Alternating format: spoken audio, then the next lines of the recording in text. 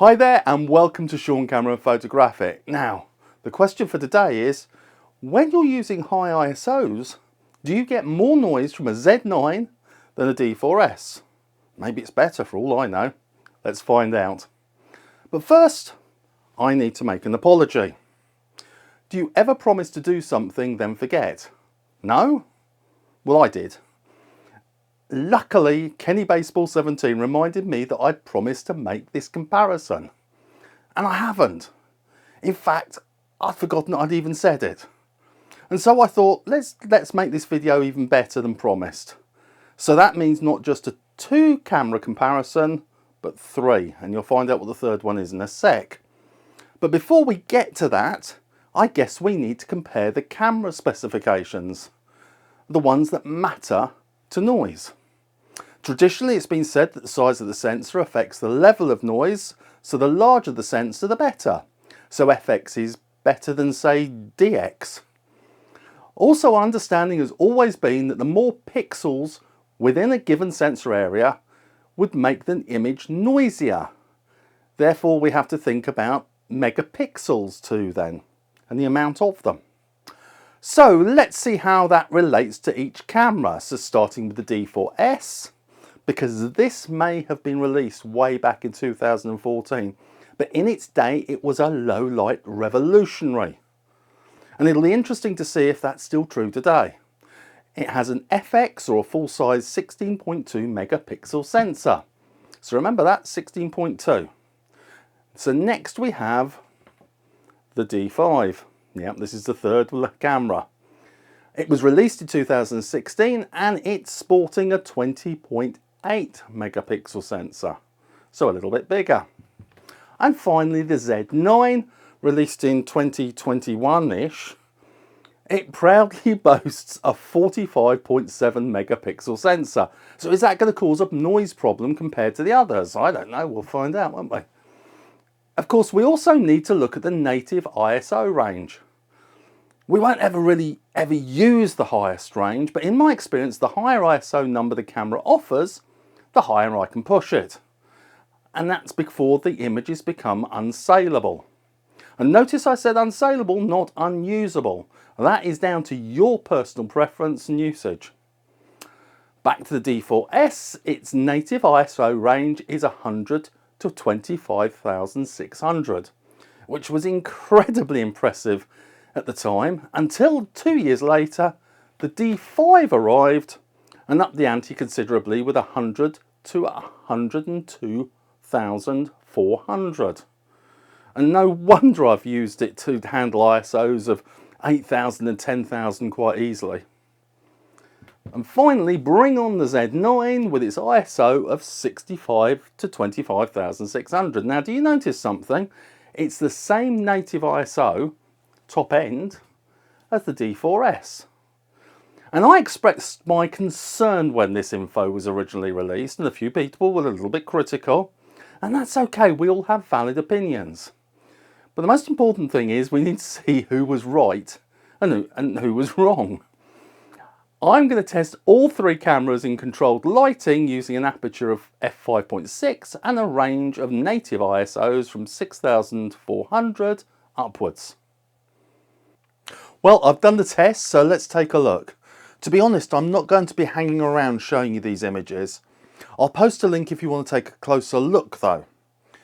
From ISO 10,000, the D5 starts to show some changes. But if anything, the image is actually sharper. At 12,800, there's a little noise for the Z9. And at 16,000, the D4s starts to show some too. Although the D4s and Z9 show increasing noise as the ISO is increased, since we reach 10,000, the D5 doesn't seem to show much detriment in quality, even up to 51,000. But is this a fair assessment? I'm pretty amazed by these results, but how usable are they in the real world? Let's go outside and find out.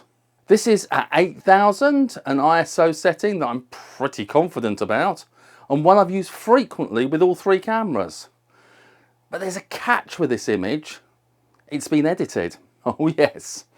And I don't want to show you edited images. I want to show you them straight out of the camera, like this one. Because I don't want to introduce any new noise due to that editing. There's a bit of a problem with this in practice though, because the one thing I've discovered is that while the DSLR RAW files need quite a lot of encouragement to get the best out of them, and by encouragement I mean contrast, clarity, possibly a bit of texture, vibrance, saturation, maybe even a little dehaze, and a lot of sharpening. In comparison, the Z9 absolutely hates its files being tampered with. Touch the sharpening or clarity and you'll unleash all kinds of noise. Tweak the texture at your peril, and don't even bother playing with the contrast. The images are just fine without it. Trust me. Now I've set this up so that the larger images are what the camera took, but reduced in size, and the smaller images are just a section of the original but full-sized. That sounded an awful lot better in my head, but you'll get the idea. Anyway, I'm using apertures of f6.3 to f8 for all of these, and relying on the shutter speed for to get the exposure correctly. It's ISO 10,000 to begin with, and the D4s is starting to lose a little bit of detail already. Oh, that's worrying. Though at 12,800, I think all three images are perfectly acceptable. 16,000, you're not going to win any competitions with this quality, but it's quite retrievable using noise reduction software. I think the D5 retains the most information and the most detail, with the Z9 not far behind, so they were right and I was wrong then by the looks of things. Well, that's a shame. 20,000, and to be honest, I'm amazed they're as good as they are. So here we are at the top of the natural ISO range for the D4s and the Z9. What are you guys thinking? Maybe you think they look awful, and to be quite honest, if I was to present these to my customers, I'm not sure how impressed they'd be. However, they're still better than I was expecting. And now the two DSLRs go head to head, because now I'm using a shutter speed of 8,000 to expose the pictures. I mean, these ISOs are ridiculous, aren't they? I mean, would you ever use them? I think that brings up a really interesting question. If you had the option of using these high ISOs, is it better not to take the photograph because the image will be poor, because the quality will be poor, or opt instead to capture the moment, whatever the quality? Well, of course, only you can decide. Let me know below, because that's your decision. Anyway, everything so far has been taken with good lighting, but what happens when it all gets a little bit darker? You know, when we actually need to increase the ISO. What happens at ISO 20,000 at dusk? I'll let you draw your own conclusions about these images, but about 15 minutes after the sun disappeared, it all became a little bit difficult. We already know that if you mix high ISO with underexposure, you end up with a very dodgy recipe.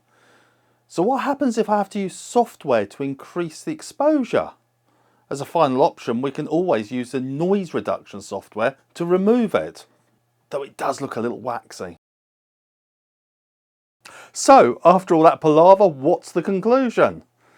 Well, my personal opinion is that the noise from the D4s and the Z9 are actually too close for me to call. Possibly the quality of the Z9 just gets it, but don't forget the images were just RAW files and the DSLRs need working on. The camera that I think did the best was the D5. You know, the one with the higher native ISO range. Who'd have thought it? Well, me actually. Back when I was talking about the Z9 before its release. I won't take it to heart.